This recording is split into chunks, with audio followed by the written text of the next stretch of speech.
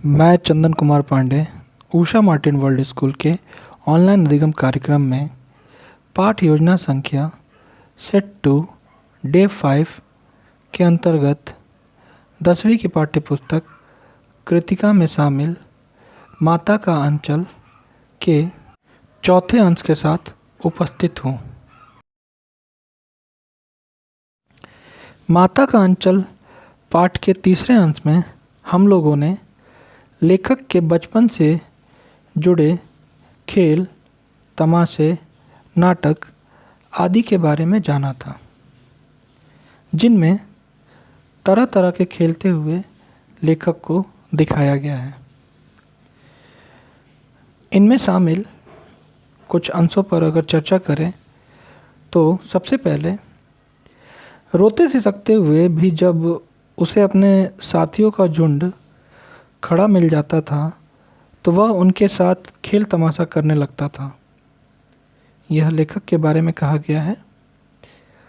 उनके खेल नाटकों जैसे हुआ करते थे। कभी वे चबूतरे में के एक कोने को अपना नाटक घर बनाकर उस पर मिठाई की दुकान लगाते थे। फिर उस दुकान में कागज़ का चंदुआ ताना जाता था। ढेले, पत्ते, गीली मिट्टी और ठीकरों से मिठाइयाँ बनती थी। इन मिठाइयों के वे ही खरीदार और वे ही दुकानदार होते थे। बाबूजी भी उसमें शामिल हो जाते थे। थोड़ी देर बाद घरौंदा बनाया जाता। तिनकों का छप्पर, दिया सलाई की पेटियों के किवाड़, घड़े के मुंह का चूल्हा चक्की, दिए की कढ़ाई और पूजा की आचमनी से कलछी बनाई जाती थी। पानी, धूल और बालू को मिलाकर जीवनार तैयार किया जाता था। फिर पंगत बैठती। पंगत के अंत में पिताजी भी जीमने का अर्थ खाने आ बैठते। उन्हें बैठे देखकर सब हंसने लगते और घरौंदा बिगाड़कर भाग जाते थे। वे लोटपोट होकर पूछा करते, फिर कब भोजन होगा भोलानाथ। कभी कभी बारात निकाली जाती। उसमें कनस्तर का तंबूरा बजता, अमोले की सहनाई बनती, चूहेदानी की पालकी बनती। वे समधी बनकर बकरे पर चढ़ते और चबूतरे के दूसरे कोने तक बारात ले जाते। वहाँ गोबर से लिपे और आम तथा केले की टहनियों से सजे आंगन में कुल्हिए का कलसा रखा होता था। वहाँ खटोली पर लाल ओहार डालकर दुल्हन को चढ़ाया जाता। जैसे ही बाबूजी दुल्हन का मुंह देखने पहुँचते, सब बच्चे हंसकर भाग जाते थे। कभी कभी खेती करने का नाटक किया जाता था।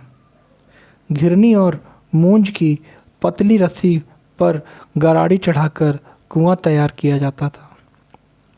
दो लड़के बैल बनकर मोट खींचते, कंकड़ के बीज बनते। फसल तैयार होने पर हाथों हाथ काट ली जाती थी। उस समय गाया जाता था, ऊंच नीच में बनी कियारी, जो उपजी सो भई हमारी। फिर फसल को एक जगह रखकर रौंदा जाता, उसे ओसाया जाता। मिट्टी के दिए को तराजू बनाकर फसल तोली जाती। इसी बीच बाबूजी आकर पूछते, इस साल की खेती कैसी रही भोलानाथ। यह सुनकर बच्चे हंसने लगते। कभी कभी बटोही राहगीर भी इन खेलों को देखने के लिए खड़े हो जाते थे। हुल्लड़बाजी और मस्ती का आलम में कभी कभी वे ददरी के मेले में जाने वाले को देखकर गाने लगते, चलो भैया भैयो ददरी, सातु पिसान की मोटरी। वे किसी दूल्हे के आगे आगे जाने वाली पालकी को देखकर चिल्लाने लगते, रहरी में रहरी, पुरान रहरी, डोला के कनिया हमार मेहरी। इस प्रकार हमने भोलानाथ के बचपन के दिनों में खेले गए खेल तमाशों के बारे में जाना था। अब अगले अंश में हम देखते हैं कहानी में क्या होता है। माता का अंचल भाग 4। इसी पर एक बार बूढ़े वर ने हम लोगों को बड़ी दूर तक खदेड़ कर ढेलों से मारा था। उस खसूट खबीस की सूरत आज तक हमें याद है। न जाने किस ससुर ने वैसा जमाई ढूंढ निकाला था। वैसा घोड़ मुँहा आदमी हमने कभी नहीं देखा। जब बच्चों के द्वारा पालकी के लिए जो ये गीत गाए जाते थे, रहरी में रहरी पुरान रहरी, डोला के कनिया हमार मेहरी, तब इसी दौरान एक बारात के बूढ़े वर दूल्हे ने बच्चों द्वारा कही बातों को सुनकर उन्हें खदेड़ कर ढेलों से मारना शुरू किया। इस बात से भोलानाथ सख्ती में आ जाते हैं, क्योंकि उस वर की सूरत बहुत ही अजीब थी, जिसके बारे में विवरण करते हुए लेखक ने कहा कि वो घोड़मुहा जैसा दिखता था, घोड़े के मुंह जैसा। वो बहुत ही दुष्ट और लुटेरे जैसा दिखता था, जिसको लेकर लेखक का मानना था कि किस ससुर ने ऐसा वर चुना होगा।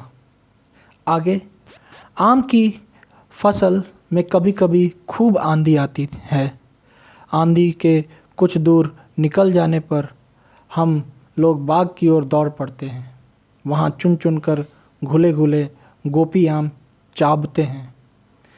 आम की फसल नज़दीक आ जाती है और कभी कभी जब आंधी होती है तो देखते होंगे आप लोग कि कच्चे आम जब नीचे गिर जाते हैं या फिर पके आम भी गिर जाते हैं, तो बच्चे उस आम को चुन चुन कर खाया करते हैं। भोलानाथ और उनके दोस्त भी यही काम करते थे। जब कभी आंधी आती तो सभी बगीचे की ओर दौड़ पड़ते और वहाँ चुन चुन कर, आम की एक प्रजाति है जिसका नाम है गोपी आम। बहुत सारे आम होते हैं ना, मालदा और क्या पता नहीं, बहुत सारे आम होंगे, आप उसके नाम जानते होंगे। लंगड़ा, मालदा, केसर, कुछ होता है कुछ आम, बहुत सारे आम होते हैं, उसमें से एक प्रजाति है गोपी आम। वो बैठकर सब वो चुनकर उन आम को चाटते थे, खाया करते थे। एक दिन की बात है, आंधी आई और पट पड़ गई। आकाश काले बादलों से ढक गया। मेघ गरजने लगे, बिजली कौंधने और ठंडी हवा सनसनाने लगी। पेड़ झूमने और जमीन चूमने लगे। हम लोग चिल्ला उठे। एक दिन की बात है, ज़ोरों की आंधी होती है और आंधी फिर धीरे धीरे शांत हो जाती है। पट पड़ जाना मतलब स्थिर हो जाना। और उसके बाद आकाश में काले काले बादल दिखाई देने लग जाते हैं। पूरा आकाश बादलों से ढक जाता है।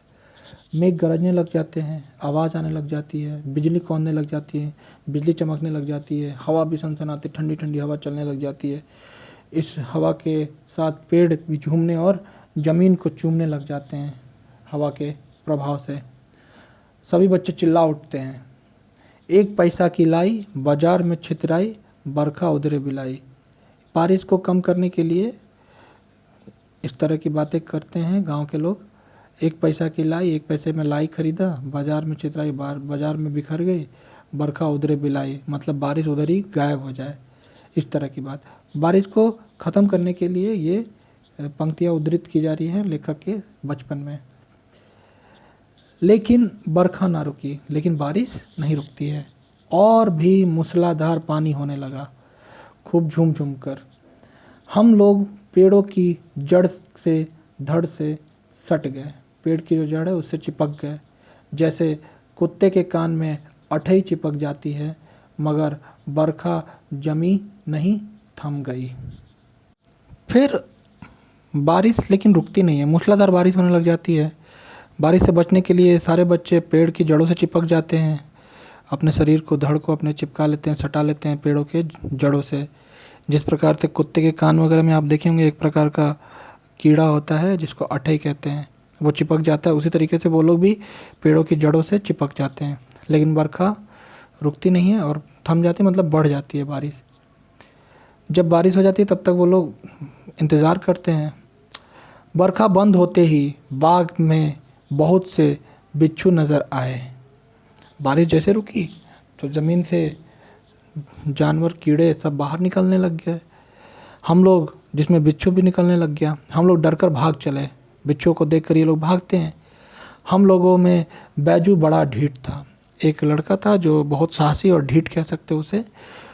संयोग की बात, बीच में मूसन तिवारी मिल गए। गांव के एक व्यक्ति थे मूसन तिवारी। बेचारे बूढ़े आदमी को सूझता कम था। बैजू उनको चिढ़ाकर बोला। एक बैजू था, उसमें ढीठ बदमाश बच्चा, हर दोस्तों में एक बच्चा बदमाश होता है। तो उनमें से आप में से कौन है ये आप खुद तय कर लीजिएगा, ठीक है। तो मूसन तिवारी एक मिलते गांव के व्यक्ति हैं, वो ग्रामीण हैं। उनको देखकर बैजू जो ढीठ है, बदमाश है, वो बूढ़े आदमी को देखता है। उनको कम सूझता है, कम समझ में आता है, कम सुनाई भी देता है, कम सूझता मतलब समझ में आना। बैजू उनको चिढ़ाने लग जाता है, क्या बोलकर, बुढ़वा बेईमान मांगे करेला के चोखा, ठीक है। उस पर फबितिया कसते हुए कहता है कि बुढ़वा बेईमान है और मांगे करेला का चोखा।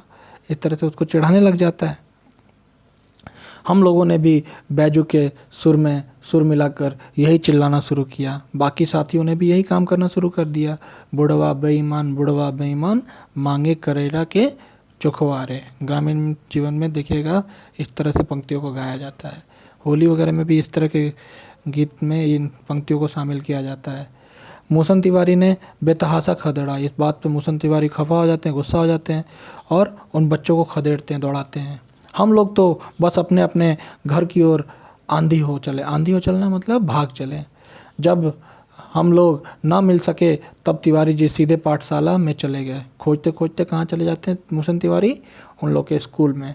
वहाँ से हमको और बैजू को पकड़ लाने के लिए 4 लड़के गिरफ्तारी वारंट लेकर छूटे। विद्यालय पहुँचने पर वहाँ पे 4 लड़कों को ये काम दिया गया कि जाओ उन दोनों लड़कों को पकड़ के लाओ, एक बैजू को और एक खुद लेखक भोलानाथ को। गिरफ्तारी का वारंट इसीलिए कहा है ताकि उनको पकड़ कर ले आना था। उन लोग को ये जिम्मा दे दिया गया। इधर ज्यों ही हम लोग घर पहुँचे त्यों ही गुरुजी के सिपाही हम लोगों पर टूट पड़े। मास्टर जिन 4 बच्चों को तैनात कर रखा था वो टूट पड़ते हैं, चलो स्कूल चलो। 4 लड़के आ जाते। बैजू तो 9-2-11 हो गया। बैजू तो वहाँ से भाग गया, वो तो बदमाश था, काम भी किया उसने, शुरुआत की और भाग भी गया। हम पकड़े गए, सीधे साधे पड़ गए बेचारे लेखक, वो पकड़े जाते हैं। फिर तो गुरुजी ने हमारी खूब खबर ली। गुरुजी ने बैजू का भी बदला ले लिया मूसन तिवारी के कहने पर और उनकी अच्छे से खबर ली। खबर लेने में मारा पीटा क्या है ये तो नहीं लिखा है, लेकिन हाँ डांटा मारा भी होगा। अब ये तो सोचने वाला विषय है कितना गुस्सा चढ़ा होगा उनको। बाबूजी ने यह हाल सुना, वह दौड़े हुए पाठशाला में आए। बाबूजी जब घर से लेके गए थे तो बाबूजी को पता चला। बाबूजी जल्दी से पाठशाला आते, विद्यालय आते हैं, गोद में उठाकर हमें पुचकारने और फुसलाने लगे। देखे कि मेरी अवस्था ख़राब है लेखक की, तो उसे पुचकारने लगे, दुलारने लगे, फुसलाने लगे। पर हम दुलारने से चुप होने वाले लड़के नहीं थे। कभी कभी होता है ना, कोई जब दुलारता है, जब आप रोते हो और कोई आपको कोई सहानुभूति देता है तो आपका अंदर का जो भाव है और जग जाता है और आप और ज़्यादा रोने लग जाते हैं, क्योंकि कहीं ना कहीं आपको एक सहारा मिल जाता है। उस सहारा से आपकी जो भड़ास है वो निकलने लग जाती है। हम भी चुप नहीं होने वाले में से थे। रोते रोते उनका कंधा आंसुओं से तर कर दिया। इतना रोए कि उनके कंधे पे आंसुओं से हमने गीला कर दिया। वह गुरुजी की चिरौरी करके हमें घर ले चले। गुरुजी से बहुत सारी विनती की और बोले कि नहीं भैया इनको ले जाते हैं घर। अब रास्ते में फिर हमारे साथी लड़कों का झुंड मिला। वे ज़ोर से नाचते और गाते थे। अब इसी दौरान फिर से उनको रास्ते में, जैसे मम्मी जब उनकी मैया जिसको बोलते हैं, मम्मी नहीं मैया, ठीक है, मैया जब उन्हें तेल लगाती है, कड़वा तेल, तब भी तो वो रोते हैं। तो रो के कहाँ जाते हैं? अपने पिता के पास। अब पिता के कंधे पे आंसुओं से रो रो कर तो गीला कर दिया उन्होंने। अब ये घर जाते हैं तो जाने में रास्ते में उनके बच्चे मिल जाते हैं। उस समय भी इनके बच्चों का झुंड मिला था, इस बार फिर बच्चों का झुंड मिल जाता है। वे ज़ोर से नाचते और गाते थे। वो सही बच्चे नाच रहे थे, गा रहे थे, क्योंकि पनिशमेंट उनको थोड़ी मिला था। तो ये तो इस पेज में जो बात है उसको हमने बताया। आगे देखते हैं। जो बच्चे मिले थे वो गाना जो गा रहे थे, जो पंक्तियाँ जो उनके द्वारा बोली जा रही थी वो ये कि माई पकाई गर गर पुआ, हम खाई पुआ ना खेलब जुआ। माँ मेरी जो पकाएगी पुआ, वो उसके जो लोर होता है, जिस आटे को, जिस मैदे को जो करते हैं उसको मिलाया जाता है, तो उसको गर गर इसलिए साउंड को बताया गया, मिलाने की जो प्रक्रिया होती है। हम खाएं पुआ ना खेलम जुआ, जब हमको पुआ मिलेगा तो हम जुआ नहीं खेलेंगे। इस तरह की पंक्तियाँ वो लोग बोलते हैं।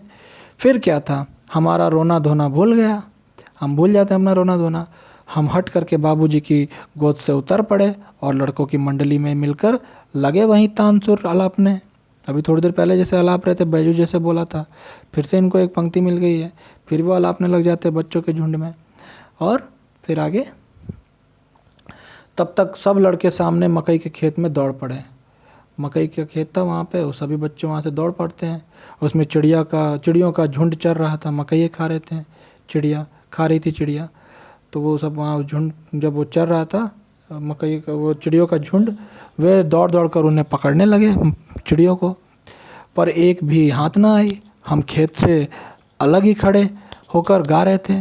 देखिए इस चित्र में भी दिया है कैसे वो लोग चिड़ियों को पकड़ रहे हैं, लेकिन कोई भी उनके हाथ नहीं आती है। और हम खेत से अलग होकर खड़े होकर गा रहे थे। क्या गा रहे थे कि नई पंक्ति आई है, राम जी की चिड़ई, राम जी का खेत, खा लो चिड़ई भर भर पेट। जब चिड़िया पकड़ में नहीं आई तो ये लोग फिर से एक नई पंक्ति गाने लग गए, राम जी की चिड़िया, चिड़ई मतलब चिड़िया, राम जी का खेत, राम जी ने बनाया ये खेत, सब तो राम जी का ही, मतलब ईश्वर का ही है। खा लो चिड़ई, खा लो चिड़िया भर भर पेट, जितना मन है उतना पेट भर खा लो। हमसे कुछ दूर बाबूजी और हमारे गांव के कई आदमी खड़े होकर तमाशा देख रहे थे। जब ये बच्चे ये सब काम कर रहे थे, तब बगल में दूर बाबूजी और गांव के अन्य कोई लोग ये सब खेल तमाशे देख रहे थे और यहीं कहकर हंसते थे कि चिड़ियों की जान जाए लड़कों का खिलौना। मतलब देखेंगे बचपन में आप लोग की बच्चे जानवरों से बहुत प्रेम करते हैं। इस प्रेम में ये भूल जाते हैं कि जानवर को कष्ट हो रहा है। छोटे बच्चे देखिएगा, कुत्ते का जो बच्चा होता है पिल्ला, उसे पकड़ते हैं और उसको कान से पकड़कर खींच के ले चलते हैं, टांगते घूमते रहते हैं। अब उन्हें तो अच्छा लगता है, लेकिन उस पिल्ले की क्या अवस्था हो रही होगी ये बच्चे नहीं समझ पाते हैं। तो चिड़ियों की जान जाए लड़कों का खिलौना। चिड़िया भाग रही हैं, दौड़ रही हैं, उड़ रही हैं, लेकिन ये लड़कों के लिए तो खिलौना बन गया है। इसलिए कहा जाता है कि सचमुच लड़के और बंदर पराई पीर नहीं समझते। जैसे लड़के हैं और बंदर दोनों की तुलना एक साथ की गई है कि छोटे बच्चे जो होते हैं बंदर के जैसे होते हैं। इन्हें पराई मतलब दूसरों की, पीर मतलब पीड़ा नहीं समझ में आती है, क्योंकि वो हर चीज़ में आनंद खोजते हैं। उन्हें क्या पता कि हम किसी को कष्ट दे रहे हैं, उससे बहुत तकलीफ़ हो रही है। क्योंकि इसके पीछे का कारण भी है कि बच्चे निश्चल होते हैं, उनके अंदर छल प्रपंच नहीं होता है, इसलिए वो अपने उत्साह, अपनी मस्ती के चक्कर में दूसरों के दर्द को नहीं समझ पाते हैं। इसलिए यहाँ पर लेखक ने ये बात अच्छी कही है कि लड़के और बंदर पराई पीर नहीं समझते। एक टीले पर जाकर हम लोग चूहों के बिल से पानी उलीचने लगे। एक टीला था, मिट्टी का ऊंचा भाग, वहाँ पर जाकर हम लोग, चूहे का बिल था, वहाँ से उसमें पानी भरा हुआ था, उसमें से पानी निकालने लग गए। फिर बदमाशी एक नई सूझी उन लोगों को, नीचे से ऊपर पानी फेंकना था, नीचे से पानी ऊपर फेंकते जाते थे। हम सब थक गए। तब तक गणेश जी के चूहे की रक्षा के लिए शिव जी का सांप निकल आया। लो, गणेश जी की सवारी चूहे को कहा गया है, और शिव जी का सांप जो उनके गले में रहता है, वो चूहे का बिल नहीं था, वो एक सांप का बिल था। पानी निकालने के क्रम में चूहे की रक्षा के लिए जैसे लग रहा हो कि कोई भगवान शंकर का सांप निकल आया हो। अब ये देखते ही बच्चे क्या करते हैं, रोते चिल्लाते हम लोग बेतहाशा भाग चले। वहाँ से बस सरपट ले लिए, वहाँ से निकल लिए। कोई औंधा गिरा, कोई अंटा चिट, औंधा मुंह के भर और अंटा चिट मतलब पीठ के बल। किसी का सिर फूटा, किसी के दांत टूटे, सभी गिरते पड़ते भागे। सभी बच्चे वहाँ भयभीत होकर वहाँ से भागते हैं। हमारी सारी देह लहूलुहान हो गई। लेखक का भी शरीर लहूलुहान हो गया, खून से लथपथ नहीं कहेंगे, लेकिन हाँ, खून कहीं कहीं चोट लगने के कारण खून निकल आया। पैरों के तलवे कांटों से छलनी हो गए। अब भागते समय उन्होंने कांटों की परवाह नहीं की, और इससे क्या हुआ कि उनके पैरों में कांटे चुभे, और छलनी होना मतलब जगह जगह, बहुत जगह, सारे जगह पर कांटों का चुभना। ऐसी घटना वहाँ पे घटती है। आगे।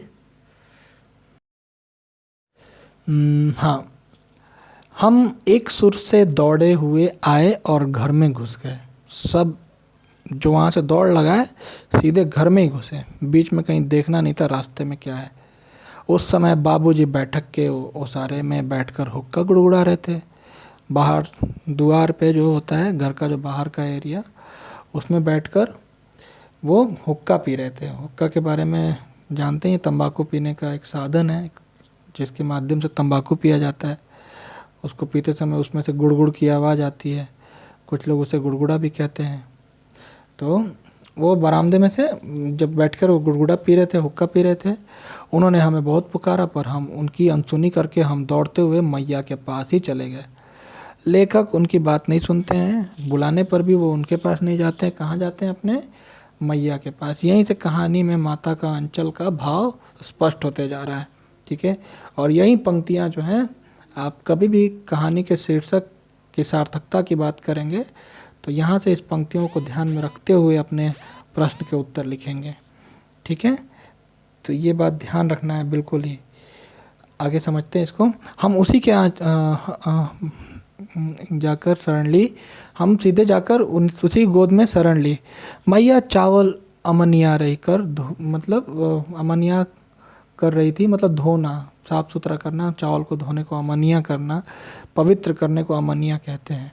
मैया चावल अमनिया कर रही थी, हम उसी के आंचल में छिप गए जाकर। हमें डर से कांपते देखकर वह जोर से रो पड़ी और सब काम छोड़ बैठी। अधीर होकर हमारे भय का कारण पूछने लगी। कभी हमें अंग भर कर दबाती और कभी हमारे अंगों को अपने आंचल से पोंछ कर हमें चूम लेती। बड़े संकट में पड़ गई। जब बच्चे भागते हुए, बच्चे नहीं, लेखक की बात की जा रही है यहाँ पे, बच्चा जब भागते हुए बरामदे में द्वार पर जब पिताजी थे उनको छोड़कर सीधे वो घर में घुसता है और जाकर माता की गोद में चला जाता है। और जाकर ऐसी अवस्था में जब माता उसको देखती है तो अपना काम छोड़कर वो सीधे अपने बच्चे को पकड़कर उसके भय के कारण को पूछती है, क्यों डर रहे हो, क्यों डर रहे हो, क्या बात है। कभी हमें अंग भर दबाती, कस के अपने हाथों से उस अपने सीने में दबाती उसे, अपने बच्चे को, और फिर कभी आंचल से पोंछकर हमें चूम लेती। माता का जो पल्लू होता है, आंचल, उसमें बड़ी ताकत होती है। आप ट्राई भी कर सकते हैं, बहुत विकट परिस्थिति में भी हो आप, और जब माता का अंचल जब आपको साफ करने, पोंछने के लिए जब उपयोग में लाया जाता है माँ के द्वारा, तो आपके अंदर एक साहस उत्पन्न होता है। माता भी वही करती है, कस के पकड़ती है बेटे को, और उसके बाद भी बच्चा डरता है तो उसको अपने आंचल से बच्चे का शरीर पोंछती है और उसको चूम लेती है। बड़े संकट में पड़ गई माँ बहुत घबरा गई, आखिर मेरे बच्चे के साथ क्या हुआ। झटपट हल्दी पीसकर हमारे घाव पर थोपी गई। जहाँ जहाँ चोट लगा था वहाँ पर जल्दी से हल्दी पीसा और उस पर लगाया गया। घर में कोहराम मच गया, हलचल हो गई भाई पूरा घर में। हम केवल धीमे सुर से सा स सा कहते हुए मैया के आंचल में लुके चले जाते थे। मतलब वो सांप कहना चाहता था, वो कह नहीं पा रहा था, डरा हुआ इतना था, घबराया हुआ इतना था, तो वो धीरे से सिर्फ सा कह रहा था सकते हुए। अब सारा शरीर थर थर काँप रहा था, रोंगटे खड़े हो गए थे डर के मारे। हम आंखें खोलना चाहते थे पर वे खुलती न थी। वो चाहता था कि आंखें खोले, लेकिन डर के कारण वो आँख खोलना नहीं चाहता था। शायद उसको डर था कि कहीं सांप उसको दिखाई ना देते। हमारे कांपते हुए होठों को मैया बार बार निहार कर रोती और बड़े लाड से हमें गले लगा लेती। माँ जब देखी कांपते हुए होठ से बच्चा कुछ नहीं बोल पा रहा है, तो वो भी रोने लग गई। निहारती, उन होठों को निहारती है, देखती है और रोने लग जाती है। बड़े लाड प्यार से हमें गले लगा लेती है, अपने गले से वो लगाती है। इसी समय बाबूजी दौड़ आए, आकर झट हमें मैया की गोद से अपनी गोद में लेने लगे। पर हमने मैया के आंचल की प्रेम और शांति के चंदोवे की छाया न छोड़ी। ये है अंतिम पंक्ति में आपके शीर्षक का मूल भाव। पिताजी आए। पिताजी शुरू से लेकर अभी तक आपने देखा था कि पिताजी हर एक काम में, खेल तमाशे शरारत में भागीदार थे। लेकिन जब ऐसी परिस्थिति आई, जब बच्चा डर जाता है, थरथराने लग जाता है, कांपने लग जाता है, तब वो अपने पिता को छोड़कर माता के आंचल में ही जाकर दुबक जाता है। पिताजी आते हैं दौड़े दौड़े घर के अंदर, आकर झट से मैया की गोद से अपने गोद में लेना चाहते हैं। अच्छे नियत से ही, वो भी तो उसको प्यार ही करना चाहते थे, पर लेखक ने मैया के आंचल की प्रेम और शांति के चंदोवे, चंदोवे मतलब सामियाना, हमने पिछली बार कहा था आपको, एक तरह का टेंट। तो प्रेम और शांति का घर जो माता का आंचल होता है, छाया न छोड़ी। उसकी जो छाया है, जिस तरह से घर में हमें छाया मिलती है, हमें सेफ्टी मिलती है, उस तरह से प्रेम, प्यार और शांति, सुकून से भरा हुआ जो घर था, वो चंदोवा था, माता का आंचल रूपी। उस आंचल को हमने नहीं छोड़ा, उस छाँव को हमने नहीं छोड़ा। इस तरीके से अंत में यह स्पष्ट हो जाता है कि माता का आंचल प्रत्येक बच्चे के लिए एक ऐसा ठिकाना, एक ऐसा आसरा होता है जहाँ वह अपने डर और अपने भय से पर काबू पाता है। ठीक, तो ये थी कहानी माता का आंचल। आशा करता हूँ आप सभी ने कहानी के प्रत्येक अंश को समझा होगा। अब अगली कक्षा में नए पाठ के साथ फिर मिलते हैं।